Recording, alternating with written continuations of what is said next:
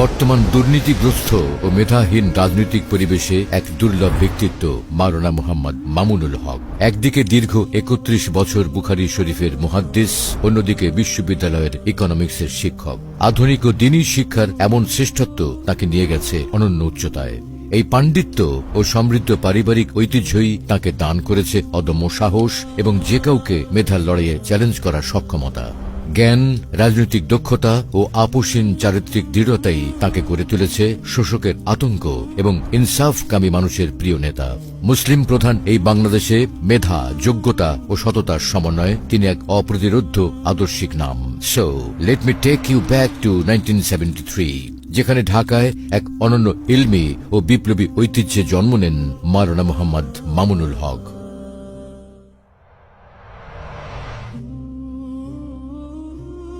জন্ম ও বেড়ে ওঠা এমন এক পরিবারে জ্ঞান ও যোগ্যতা সেখানে বংশগত ঐতিহ্য।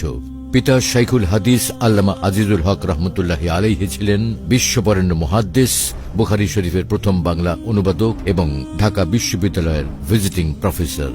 পারিবারিক ঐতিহ্যের ধারাবাহিকতা রক্ষা করে মাত্র ১২ বছর বয়সে পবিত্র কোরআনের হিফজ সম্পন্ন করেন। এরপর সাদ মসজিদ সংলগ্ন জামিয়া রহমানিয়া থেকে বেফাক বোর্ডের অধীনে সারা বাংলাদেশে উচ্চ মাধ্যমিকে প্রথম, স্নাতকে তৃতীয় এবং ১৯৯৬ সালে দাওরায়ে হাদিসে সম্মিলিত মেধা তালিকায় প্রথম স্থান অধিকার করেন। তার শিক্ষার যাত্রা শুধু মাদ্রাসাতেই থেমে থাকেননি। মাদ্রাসার শিক্ষার পাশাপাশি প্রাইভেট ইউনিভার্সিটি থেকেও অর্থনীতিতে অনার্স ও মাস্টার্স সম্পন্ন করেন। আন্তর্জাতিক উচ্চ শিক্ষায় প্রায়োগিক আধুনিক অর্থনীতির পাঠ গ্রহণ করেছেন বিশ্ববিখ্যাত অর্থনীতিবিদ মুফতি তাকি উসমানীর কাছ থেকে। লেখাপড়ার পাঠ চুকিয়ে কর্মজীবনেও রেখেছেন বহুমুখী দক্ষতার প্রমাণ।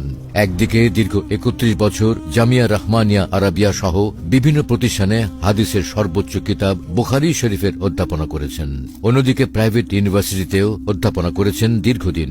সম্পাদনা করেছেন ম্যাগাজিন, রচনা করেছেন বহু গ্রন্থ, প্রতিষ্ঠা করেছেন কিছু ব্যতিক্রমধর্মী শিক্ষা ও সেবামূলক প্রতিষ্ঠান।